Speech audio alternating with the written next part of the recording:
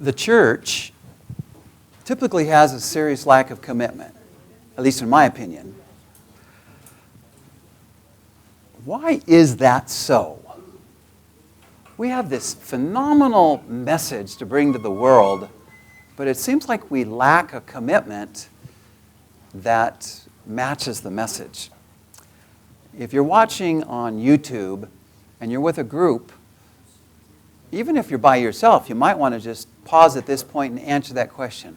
Why do you think that the church normally lacks the kind of commitment we should have? Well, maybe we haven't really thought through why we should be committed to the Lord. And so here's the guiding question that we're going to have in this particular study right now. Why should you be committed to God? We are often saying, yes, we should be committed, but why? What reasons can you give to be a dedicated, a loyal, devoted follower of the Lord? Could you give several reasons? This is the question we're going to be addressing today in the book of Esther.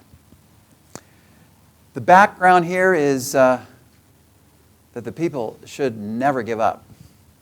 They should make sure that they are continually following the Lord. And it raises the issue of those who were outside of the land of Israel. We focused mostly on the commitment of those that were in the land of Israel. But the book of Esther gives us another aspect of the whole picture because, frankly, the great majority of Jews were not in Israel during the post-exilic era. Does God really care about those that were left behind? Those who actually didn't go back to the land? Because we know that most of the Jews never returned to the land of Israel, even in the post-exilic era. We saw in Ezra that only 50,000 people came back, whereas one millennium earlier, there were actually 10 times that, much more than that, 600,000 warriors. It seems like obviously most of the people were actually living outside the land, and they stayed outside the land. We saw under Haggai and Zechariah and the book of Ezra, the first 6 chapters at least, we saw that God was faithful to help the people listen to these 2 prophets of Haggai and Zechariah and rebuild the temple. They did it. God was pleased. And that was how the Lord was working with those who went to Israel. But what about those who stayed behind? That's where the book of Esther fits in because it takes place in a 10-year period from 483 to 473 BC. We will see after that, the account will continue with Ezra, Nehemiah, and Malachi, but we will address in those books. The kings have gone from Cyrus to Darius, and as we get into the book of Esther, we'll see that Xerxes is the king. Xerxes is the focus. And after him, Artaxerxes. But Xerxes is the main king in this book of Esther. The Persian Empire was, as noted previously, one vast, vast empire, stretching all the way over to Libya and Ethiopia and Macedonia in the west, and then all the way to India in the east. It was said in Esther chapter 1 that it went from India to Ethiopia. This is what happened during the time of Xerxes, Esther 1:1 says. The Xerxes who ruled over 127 provinces, stretching from India to Cush. Cush is the ancient name of Ethiopia. And this was a vast kingdom, larger than any other at that time. And we're actually putting the account of the book of Esther in between Ezra chapter 6 and 7. Because there's a 58-year gap there between the time of Zerubbabel, where the temple was rebuilt, to Ezra coming on the scene and teaching the people and leading a revival of the people in Ezra 7 and following. So we've come to Esther. Esther. You get it? Esther? Yeah. All right. And in the book of Esther, we find an extermination plot that is foiled. We will see in this book how the plot was planned to kill all of the Jews throughout the entire Persian Empire, and how God worked to foil that whole plan and turn those who were seeking the destruction of the Jews, turn them on their heads. So we go from threat to triumph, actually, in this book. The book focuses on a woman, as we saw in the book of Ruth. And what a great thing for God to include a couple of books like that in the Scripture that highlights women of God who gave of themselves, self-sacrificing themselves for the good of God's people, and God used them in a tremendous way. Interesting thing is, in this book, it goes on for 10 chapters, and in those 10 chapters, the name of God is mentioned how many times? Not even one time. Not even one time. In fact, the book of Esther not only doesn't mention God, it doesn't really mention anything spiritual. There's no mention of prayer. There's no mention of sacrifices. There's no mention of the temple. There's no mention of worship. In fact, so much so that some people have said in the past, this book is not really worthy of being in the Bible. I mean, after all, it doesn't mention God. But you know, they said the same thing about Song of Songs. It also doesn't mention God. And yet, who could read Song of Songs or the book of Esther and see God working so wonderfully in a human relationship in Song of Songs or in a grand scale in the book of Esther and say that God was not involved in it? So I'm keeping this word providence as our key word for the book of Esther. You may not see God's name in it, but God's hand appears over and over and over in this book. It's all over the place.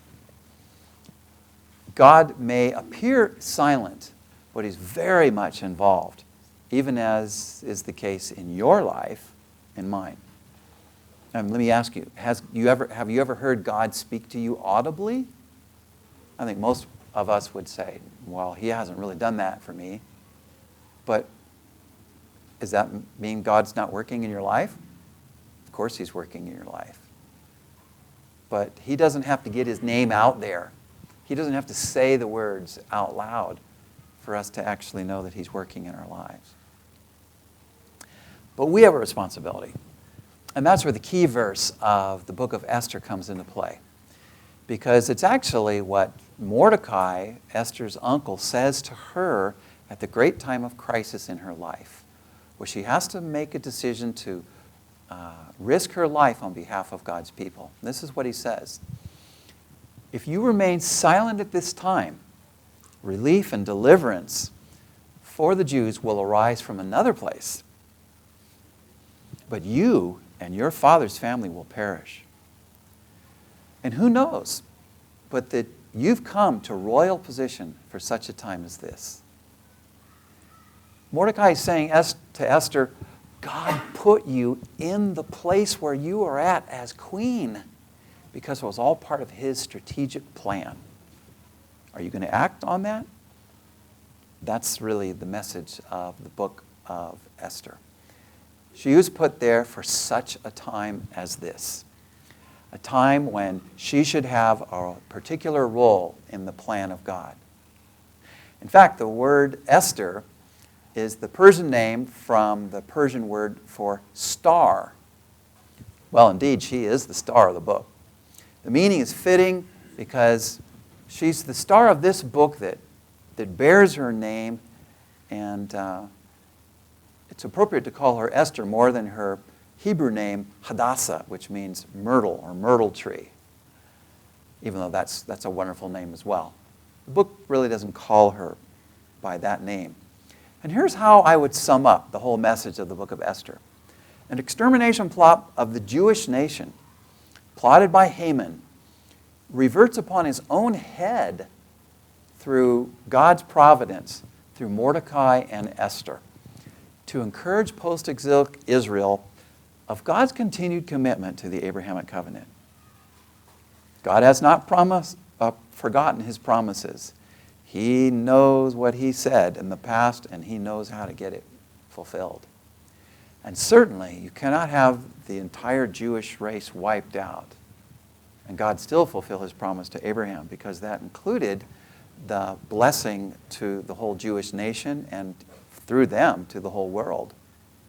So we have an extermination plot foiled in this book. We see, first of all, in the first 4 chapters, how the plot was planned. There was a threat to their lives. And then the story unfolds to show us, in the remaining 6 chapters, how the plot was foiled and the triumph of the Jews was actually the result. So back to our question. Why should you be committed to God?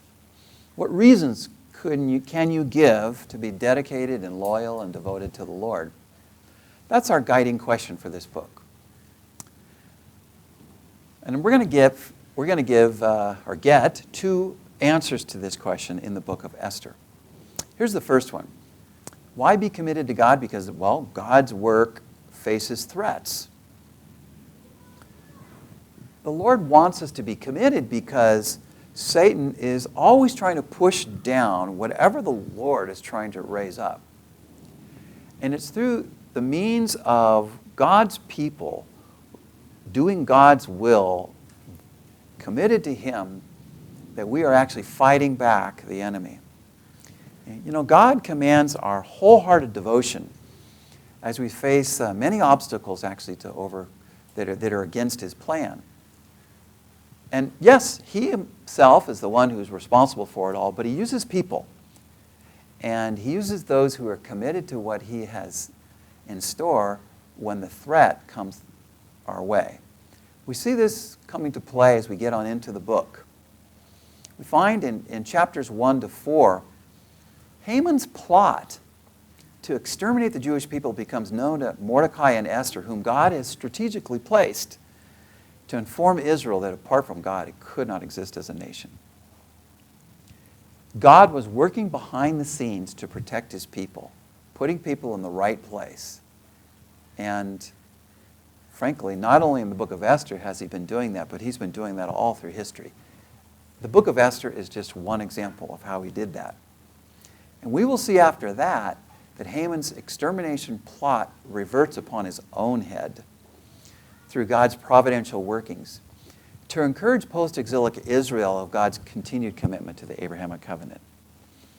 This would have been a great encouragement to the people who had not made their way back to the land and needed to see God working His will in their lives. And what a great encouragement the book of Esther would have been. It starts with confusion. It starts with confusion even over who's to be the wife of the king. It got that bad. Xerxes was the king over this vast domain. And yet he found that when he sought to even embarrass his own wife, that he didn't have command even over his own wife. And so he divorced his wife Vashti, who refused to come before him and his nobles. And that caused in chapter 2 the need for a replacement for Vashti. And so what they did is they had a beauty contest that would take the most beautiful women throughout the land.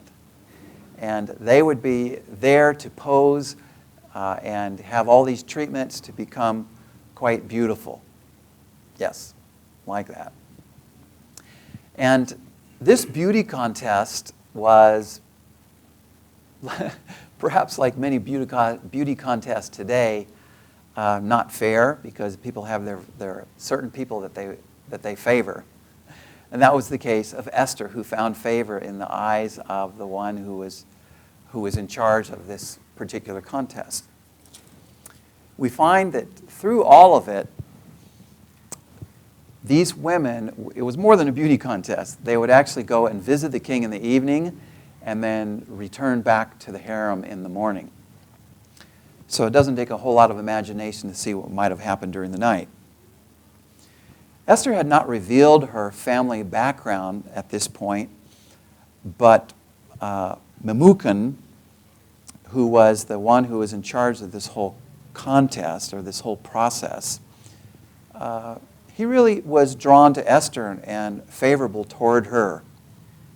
And so we see that the king, of all the women, after these 12 months of the beauty contests, he chose Esther. Chapter 2, verse 17 says, "Now the king was attracted to Esther more than any of the other women, and she won his favor and approval more than any of the other virgins. And so he set a royal crown on her head and made her queen instead of Vashti." Now, we might ask the question, did Esther act honorably to go and spend a night with the king? Well, she acted honorably by following the advice of her uncle. She acted honorably by following the advice of those who were in charge of the whole contest. She showed a really submitted spirit to them and to God by doing everything that they said. She was not a strong-willed woman. She was willing to do whatever would be in the best interest of her nation. We don't see her actually acting on her own, in her own interest. We see her actually quite submissive to those in authority over her. The text doesn't seem to indicate that she acted dishonorably, considering the situation she was put into. In any case, she became queen. And the confusion subsided at that point. But other issues came up. At the end of chapter 2, we see that Mordecai was placed in a strategic place where he heard two men plotting the king's life. And Mordecai brought this information to the proper authorities, and these men were actually executed, and the king's life was spared. But it was all forgotten. It was recorded in the annals of the king, as we see at the end of chapter 2, but that was about all. And then we have another plot coming about in chapter 3. Mordecai refused to bow before Haman, one of the king's main royal officials. Why he didn't, it doesn't really say. But all the king's officials, chapter 3, verse 2 says, knelt down and paid honor to Haman, for the king had commanded this concerning him, but Mordecai would not kneel down or pay him honor. Now, when you think about it, Mordecai is actually putting his life in danger. He has just spared the life of the king, but now Mordecai is putting his own life in danger by not bowing before Haman. And so he incurs not only the wrath of King Xerxes, but Mordecai not only incurs the wrath of Haman, but all the Jews become the target of Haman. He learns that Mordecai was a Jew, and he doesn't want to just kill Mordecai. He wants to kill all of his people. Of course, Haman doesn't realize that Queen Esther is a Jewess, and that thickens the plot a bit here. So Mordecai continues sitting down. And you know, when a man is very focused on himself, very arrogant, to not be given the honor that he thinks he deserves is actually quite a serious matter.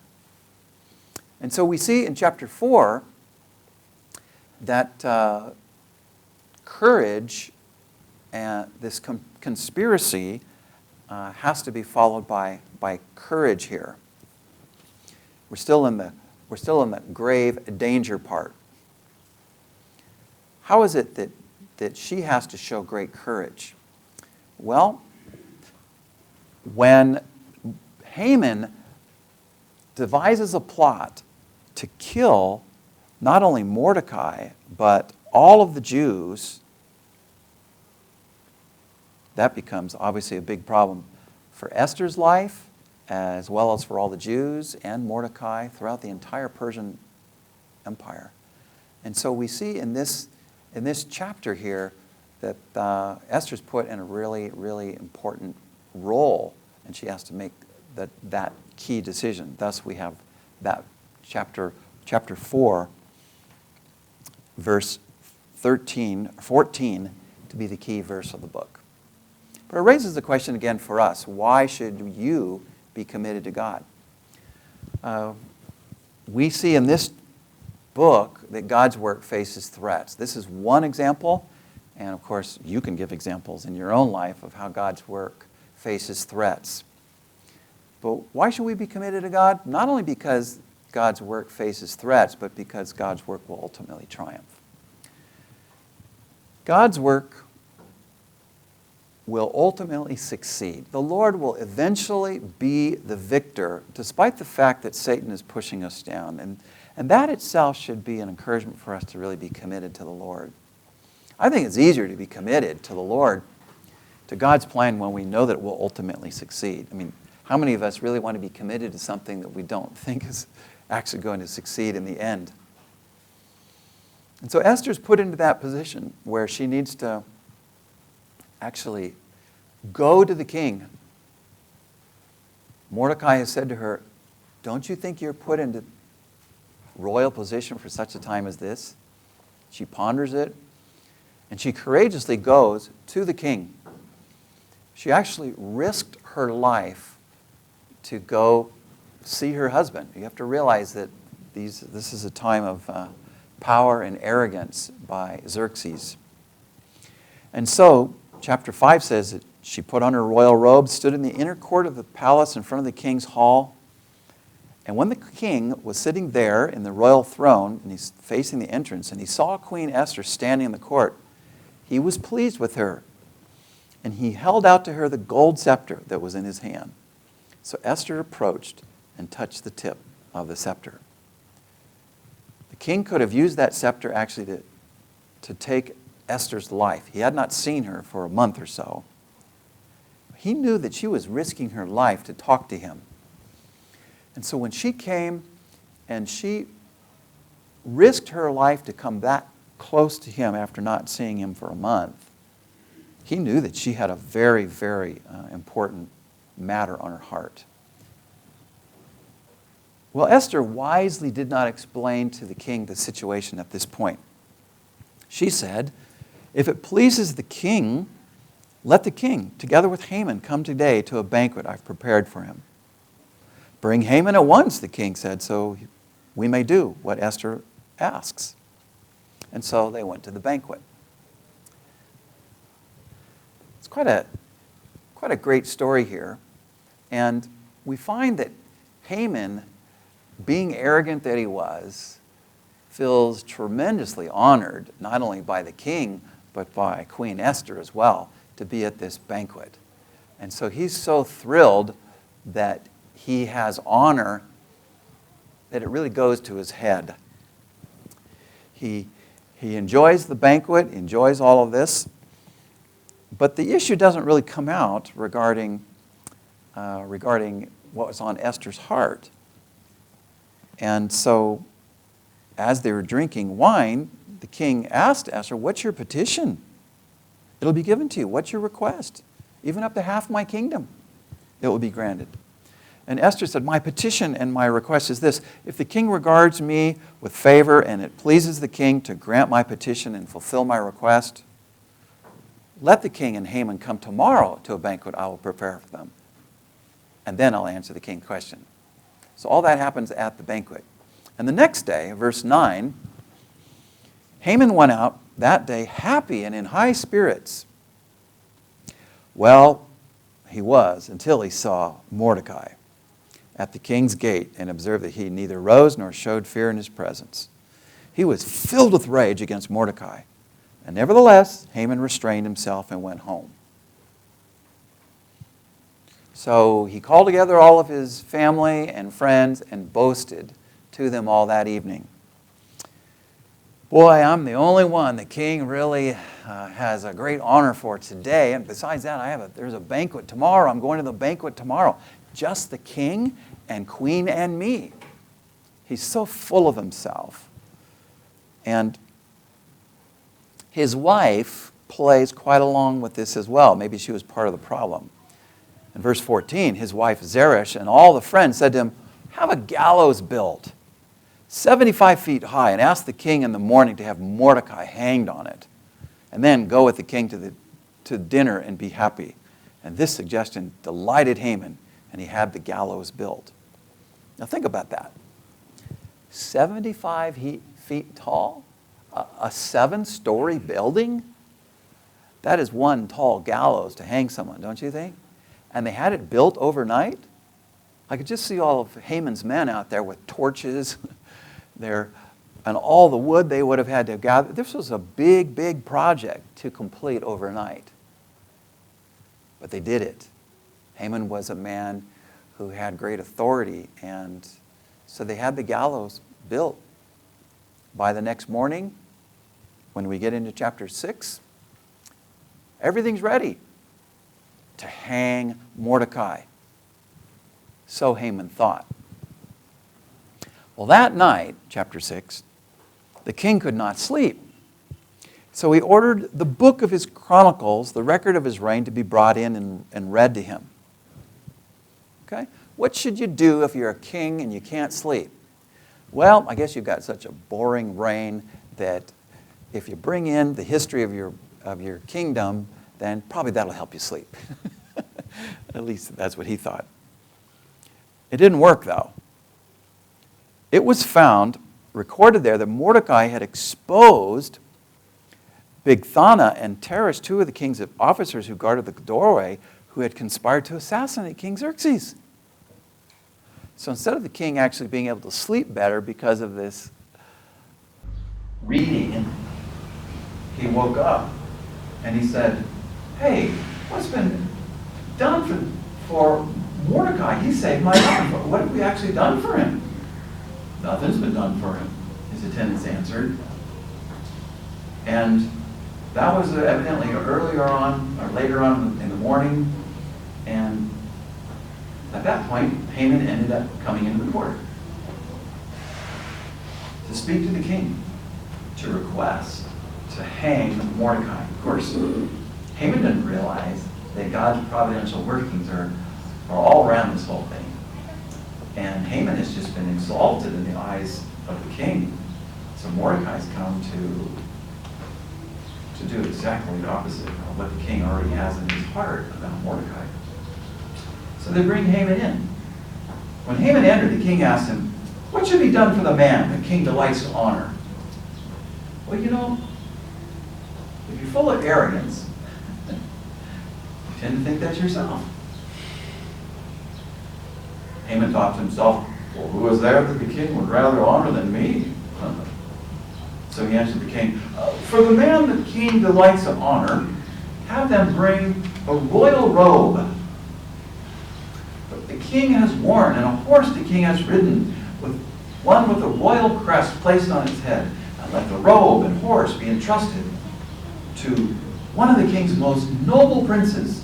And let the robe, the man the king delights in to honor, let them robe the man the king delights to honor, and lead them on a horse through the city streets, proclaiming before him, this is what will be done for the man the king delights to honor.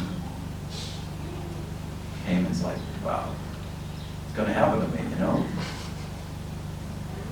Go at once. The king says, get the robe and the horse, and do just as you have suggested for Mordecai the Jew. Do not neglect anything you have recommended. That's an order. Haman had no choice but to follow the order. I would love to have seen that. Haman marching out in front, Mordecai up on the horse. And Haman says, this is what is to be done for the one the king desires to honor. And Mordecai, I don't think they can hear you. You've got to say it a little bit louder, a little bit louder. This is what will be done for the one the king desires to honor. You lift up your head, Haman, please. I wonder what kind of interchange went on between those two guys. And of course, I don't mean to imply that Mordecai was arrogant about it. But Mordecai knew that Haman absolutely despised him. And Mordecai was beginning to see, yes, God's name is not mentioned anywhere here, but God's stamp is all over this whole situation. Well, Haman was just absolutely humiliated. He rushed home with his head covered in grief. And he told Zeresh, his wife, and all his friends everything that had happened to him. And what kind of consolation did they give? His advisors and his wife Zeresh said to him, since Mordecai, from before your downfall started, is of Jewish origin, you cannot stand against him. You will surely come to ruin. Well, thanks a lot, sweetheart. I could imagine sending his wife. And while they're still talking with him, the king's eunuchs arrived and hurried Haman away to the banquet Esther had prepared. You ever go to a banquet and you really didn't want to be there? A wedding banquet, a funeral, or whatever. Imagine Haman attending this banquet with a foreboding. And that's exactly what we have in Esther chapter 7. So the king and Haman went to dine with Queen Esther. And as they were drinking wine on that second day, the king asked again, Queen Esther, what is your petition? It will be given you. What is your request? Even up to half my kingdom, it will be granted. Here was Esther's answer. If I have found favor with you, O king, and if it pleases your majesty, grant me my life. This is my petition, and spare my people. This is my request. For I and my people have been sold for destruction and slaughter and annihilation. Really? Long pause. The king was confused. Somebody's trying to kill the queen? Well, who would do that? So, verse 5, King Xerxes asked Queen Esther, well, who is he? Where's the man who has dared to do such a thing? The adversary is this vile Haman, Esther says. Oh my. She certainly pointed at him. And Haman knew this was the end. Haman was terrified before the king and queen. The king got up in rage, left his wine, and went out to the palace garden. But Haman, realizing that the king had already decided his fate, stayed behind to beg Queen Esther for his life. And just as the king returned from the palace garden to the banquet hall, Haman was fallen on the couch where Esther was reclining. The king exclaimed, "Oh, will he even molest the queen while she's with me in the house?" And as soon as the word left the king's mouth, they covered Haman's face. He's a goner. They covered his face. Then Harbona, one of the eunuchs attending the king, said, "A gallows 75 feet high stands by Haman's house." He made it for Mordecai, who spoke up to help the king. Very carefully chosen words, don't you think? Remember, Mordecai's the guy who saved your life, and here's an opportunity. Nobody's actually hanging on that gallows that's built for this kind of thing. Hang him on it, the king said. And so they hanged Haman on the gallows he prepared for Mordecai.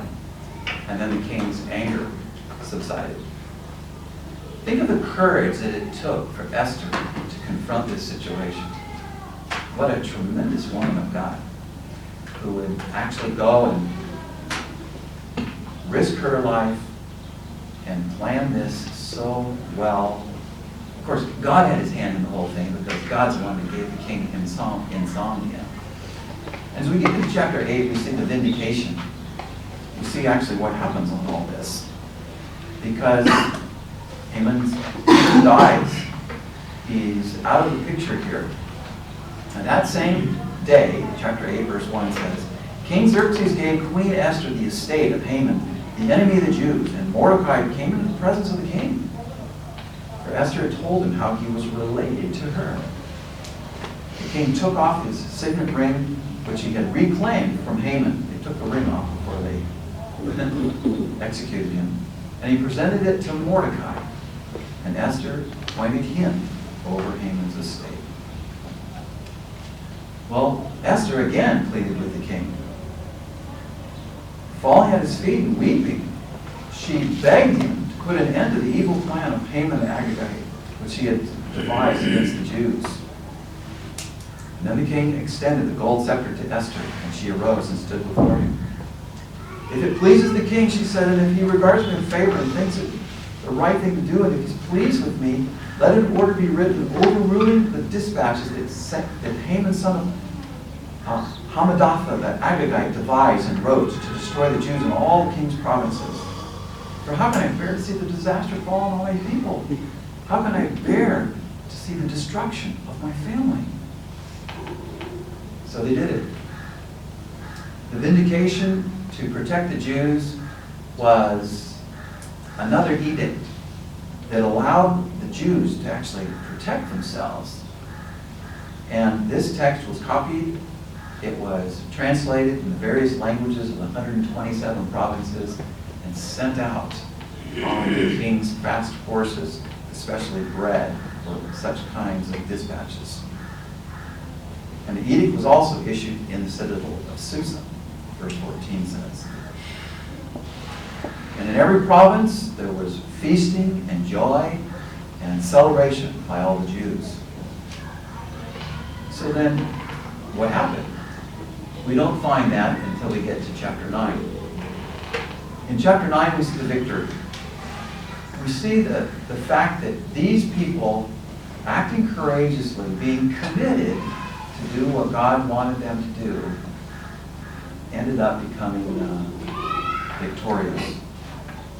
And several months later, on the 13th day of the 12th month, in the month of Adar, chapter 9, verse 1 says, the edict commanded by the king was to be carried out.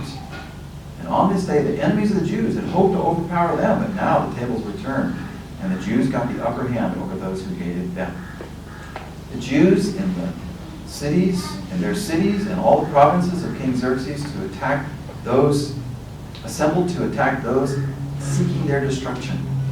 And no one could stand against them. And all the nobles of the provinces and satraps and governors and kings and ministers helped the Jews because the fear of Mordecai had seized them. Mordecai became very prominent in the palace, and his reputation spread throughout the provinces, and he became more and more powerful. So the Jews struck down all their enemies. And the slaughter was quite great. In fact, they also killed the 10 sons of Haman, lest these sons rise up as well and try to undo what God had actually done here. But they did not lay their hands on the plunder. And when the word came to the king how many people were actually slain, he said that the Jews have killed and destroyed 500 men. And the 10 sons of Haman in the citadel of Susa, what have they done in the rest of the king's provinces? The king underestimated the kind of antagonism there was toward the Jews in the province. Now, what's your petition? It'll be granted to you. What's your request? It will also be granted. And Esther said, if it pleases the king, let the Jews in Susa have permission to carry out this day's edict tomorrow also. Let Haman's 10 sons be hanged on the gallows. And so that request was granted as well. So we see that they actually killed many thousands of people who were their enemies, who were intending to kill them. And in celebration of that, we have what is called the festival of Purim. Pur, P-U-R, is the word for lot. When you put an I-M ending on the end of it, it's pluralized. So Purim really means lots. And these lots had been cast to determine the day to kill the Jews. The lots actually were reversed so that the Jews ended up triumphant instead. Harper Bible Dictionary says in its article on Purim, it's a minor holiday of the Jewish calendar based on the account in the book of Esther. The holiday is preceded by the fast of Esther, commemorating the period of assembly and fasting for the deliverance. On Purim, according to Talmudic practice, the Megillah, the scroll of Esther, is read in the synagogue. Charity is distributed, gifts of food are exchanged, and the festive meal is eaten. It's basically as Proverbs 16:33 says. A lot is cast into the lap, but every decision is from the Lord. God was all over this whole story. And the story lives on now, each year, because Jewish children are involved in plays. Every festival of Purim, it's a goal for every boy to play Mordecai and a girl to play Esther and enact this story of how God saved their ancestors. Or if God had not, then they never would have been born in order to tell the story. So I call Purim lots of victory. Lots of victory. And it's a great day of fasting for Jews that is followed by feasting for Jews, recognizing that the fast turned to a feast. You actually have 10 banquets in the book of Esther, and it ends with this one, which was the banquet of all banquets. And the story ends in chapter 10, saying that Xerxes imposed tribute throughout the empire, and all of his acts of power and might, together with the full account of the greatness of Mordecai, to which the king had raised him, well, are they not written in the book of the annals of the kings of Media and Persia? Mordecai the Jew was second in rank to King Xerxes, preeminent among the Jews, and held in high esteem by his many fellow Jews, because he worked for the good of his people and spoke up for the welfare of all the Jews. Which is a reminder to us of hopefully what we already know, that all those who seek to fight against God's people, they're not just fighting against God's people, they're fighting against God himself. God had said in Genesis 12, verse 3, to Abraham, I will bless those who bless you, and I will curse those who curse you. And all peoples of the earth will be blessed through you. We see an example of that here, where those who are fighting against God and God's promise are surely going to be defeated. And indeed, it happens time and again. It has happened throughout history. So back to our question, why should you be committed to God?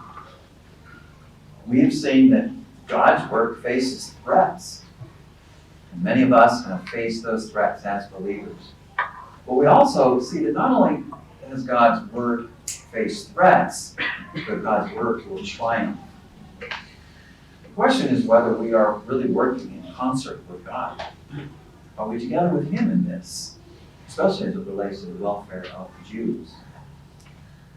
Put the two ideas together, and we really have a central thought for the book of Esther, a main idea. I would say it this way. Despite Satan's threats, God will triumph. Despite all the attacks of the enemy in our lives, and they are fierce, and they are life-threatening, and sometimes they do take the lives of those who love the Lord. Nevertheless, in the grand scheme, in the big picture of it all, God is going to triumph, despite the fact that we may really suffer for Him. So what to do? What should we do? How should we respond in all of this? Well, we should use the position that God has given us for His people. Use your providentially placed position to help God's people. How has God placed you in a significant role where you can help others, God's people? Here I'm talking about God's people. Yes, Jews. We certainly don't want to be people who persecute the Jews or any people. But what about those who honor the Lord? We should be representing God's people and living our lives to do all that we can for the benefit of God's people. What a sad thing to see when believers sometimes actually oppress other believers rather than using the power and authority and position they have to be a blessing to them. If you go to Iran today, you can visit Esther's tomb. She's honored there, and it's a reminder to those who live in Iran and those who visit the tomb that she was willing to be God's person, in God's place, in God's timing, to do what God wanted her to do. She's a reminder to us that we should be people who hold to those same priorities.